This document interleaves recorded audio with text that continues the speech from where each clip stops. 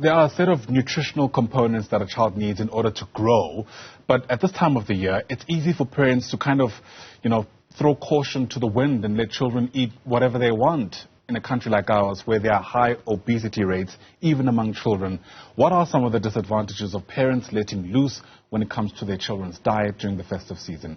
Let's speak about this with dietitian Mbali Mapholi, who's also founder of Urban Dietitians and joins us now in our studios here in Johannesburg. And once again, around the time of the year, it's great to see you, Mbali. Thanks for popping by for what I reckon is still an evergreen discussion, right? Yes. Because each time we have conversations like this, sometimes there's just new pennies that drop for parents. Yes, yes. So let's just begin with the common mistakes that are made. There's a saying usually, people say, which is usually... I mean, everything goes. Everything goes, right? It's usually this one-way ticket to allow children to eat whatever they want, but there are real consequences to this. Yeah, I think the biggest thing is when it comes to healthy eating for children, nourishment for children, whether it's during Christmas or not, the language that adults use around food and how they relate to food and their perceptions of food, somewhat impacts how children view food. But if we change our language as adults and parents and caregivers and start not giving so much emphasis in certain foods and say, oh, broccoli is healthy, and then we say, oh, the chocolate cake is bad, then somewhat we are allowing these smart kids. Have you seen COVID babies? Oh, yeah. They are smart. So we are allowing them to somewhat change their view of food, that whenever then, as they are growing, Christmas comes, they know that, yes, fun foods will be there, treats will be there, but it doesn't mean that that's the only thing we eat. We still have to focus on nourishment. Vitamins and minerals are as important during Christmas as they are any time of the year. So I think the biggest problem and the biggest stumbling block into that food freedom is adults, because of how we relate and see food and start being tense around food. When you see a cake, oh, calories, but then there has to be everything on our diet. There has to be what gives us joy, but at the same time what gives us the nutrition. Sure, that's very interesting. Sounds to me that if you are going to be prepared as a parent, you need to actually start before the festive season. 100%. And if you see on social media, I mean, everything on social media you have to take with a grain of salt, yes. But now there are these 2-year-olds, 3-year-olds that are making these videos which have millions of views, and they have these plates of food with different textures. There is an avocado, there is an egg, and then there's a muffin, and then there's yogurt in one plate. That's not how we usually, or how we were taught we need to dish up for kids. But then you're seeing these kids exploring their taste and preferences, and they're like, okay. So if 2-year-olds and 3-year-olds have this feel of wanting to try different things, we can do it with different foods. We can put pap, we can put gravy, we can put chakalaka and put meat and put yogurt and put a fruit in one plate and have kids, explore and try different things. Yogurt and chakalaka on one plate. Because you're putting in different, obviously it has to be different compartments. Right. But that excites children into trying different things. But we are so sometimes small-minded into thinking, oh no, it's either this or that. It's either they are eating pap or they are eating cake or ice cream. Right. But let's bring plates that have got variety. That actually is a biggest win when it comes to introducing kids to food and them understanding nourishment. Because these kids are smart. Yeah. They know way more than we knew at their age. So when you start then giving that freedom, then you realize that it's us who are doing the problem. As I'm doing now, right? You are like, what? I'm already pushing back. And then sometimes they won't eat certain foods and then leave on the plate, and then the following day they might, a couple of months down the line, they might change and say, I don't want that. Actually, I love carrots, but I don't like them cooked because it changes the texture. I don't like that texture. And you're like, oh, you want it raw? Fine, I'll give it to you raw. And that is what the conversation should be every day before Christmas about when we're talking to children about food. That's interesting, because a part of what needs to happen is actually giving agency back to the children. 100%. What we usually do actually is kind of have this top-down approach. You will eat this, you won't eat that, and at this time of the day. Are you then saying that the challenge really here is for parents to trust their children 100%. to a certain extent about what they will and won't Of course, to a certain extent. Yes. I've got my own kids and I trust them to a certain degree. And I think, yes, true, we have a high obesity statistic in South Africa, especially childhood obesity. Yes. But the problem, yes, we can always say it's about the quality of the foods that kids consume, for sure. But also the problem, I keep on saying, it's us. because we start putting certain foods on a certain pedestal. And when things are taken away from kids and they are, oh, it's for Christmas, it's only for special occasions, you know what the child's going to do? They will want to eat it and cry for it every day because it's given so much power. That food item is given so much power. I'll give you an example in households where the treats cabinet is high up. And the reason is children should not reach until they must ask for that sweetie and beg for it. They must finish their dinner and beg for a sweetie. That wires something in a child in thinking that there must be something in that sweetie. And every opportunity they get when mom or dad is not there, when they're with their grandparents, what they want to do is only eat those sweeties that were restricted throughout the year. Wow. But if we, again, give them that, in my household, I've got a lot of kids at different ages. In my house, the sweets or the treats cupboard is at a child's level, as much as apples are at the child's level, as much as water is at a child's level. And you won't believe how much that has helped us in the house, that my kids are able, okay, besides the fact that I'm a dietitian, yes, but they are able to listen to their stomach, I'm hungry. And then you see my 5-year-old boy going and making himself a peanut butter sandwich and sticking that peanut butter in that bread, sitting down and eating, maybe making tea or a glass of milk. And then sometimes he's like, you know what, I'm peckish, I want a snack. He goes to the snack cupboard, he takes crisps, puts in a small bowl, sits down, have a glass of water or whatever that he wants to have. And that is what helps.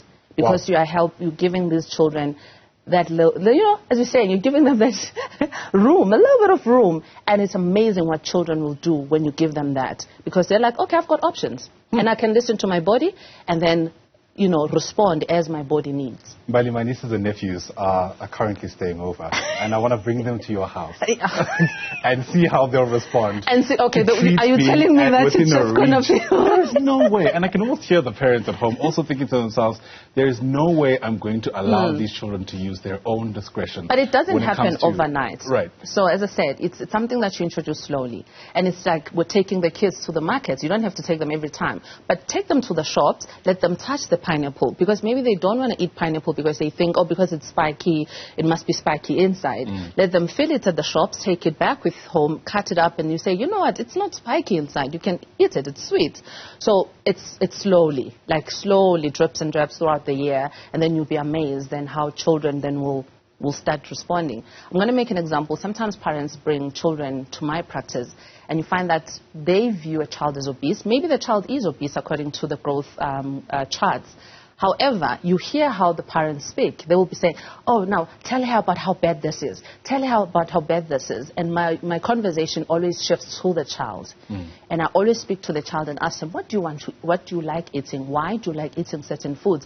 And it's always shocking and amazing how a child always responds and be like, no, I like eating this when I'm feeling like this. When I feel like this, I want to eat that type of food. When I'm sleepy, I want to eat that. It helps me, feel not that sleepy. And you realize that the child really knows. But then sometimes we are just overbearing. So have those conversations slowly. Even with your nieces and nephews. Have a conversation. Don't just hide treats and then say, no.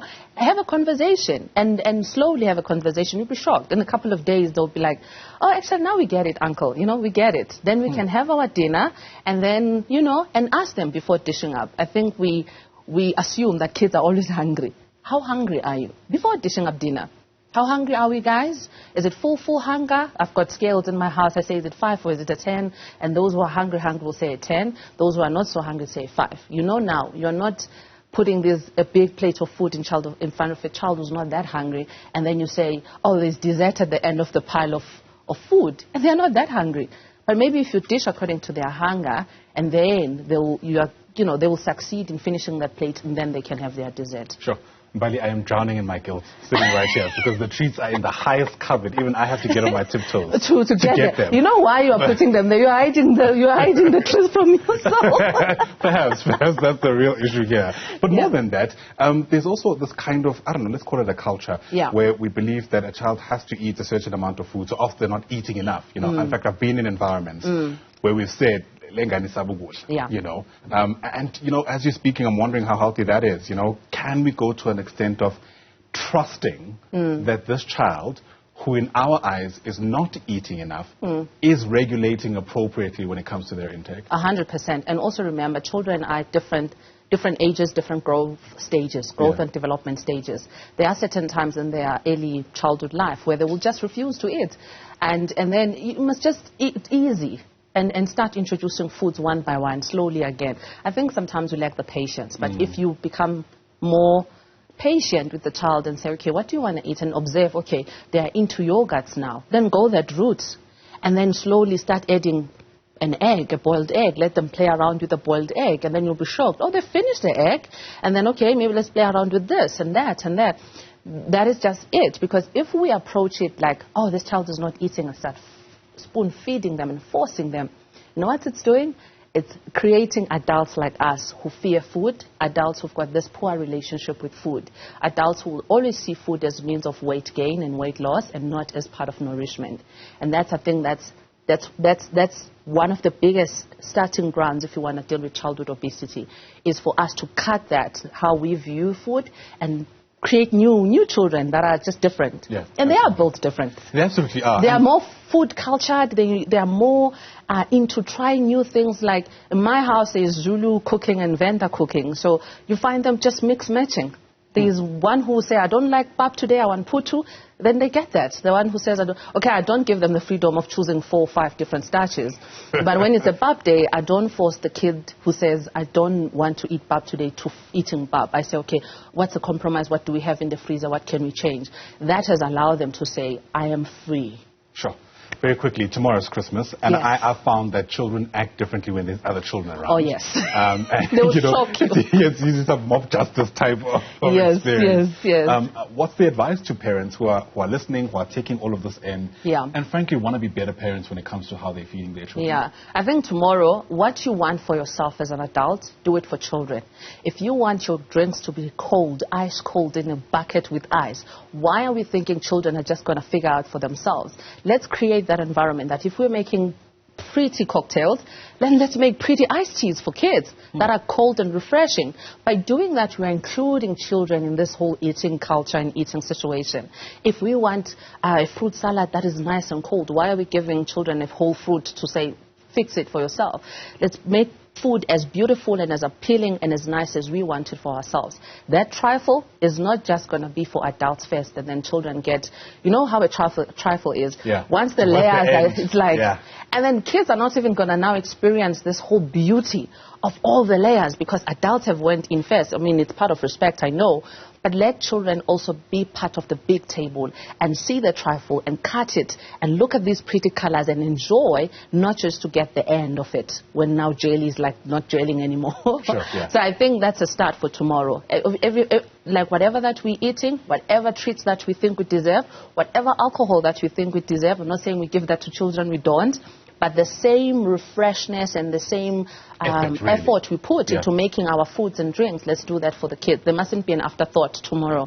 We're like, oh, what are we having? Oh, let's just, do hot dogs for the kids. No. Whatever that we're making, if they don't want to eat what we're making, then let's make them an alternative that is presentable and shows effort and it's nice and delicious and, All right. The challenge is out to the parents out there. All I say is thoughts and prayers, but very insightful and incisive. Mbali Mapholi, as always, thanks very much indeed for coming in and speaking to us. Really do appreciate it.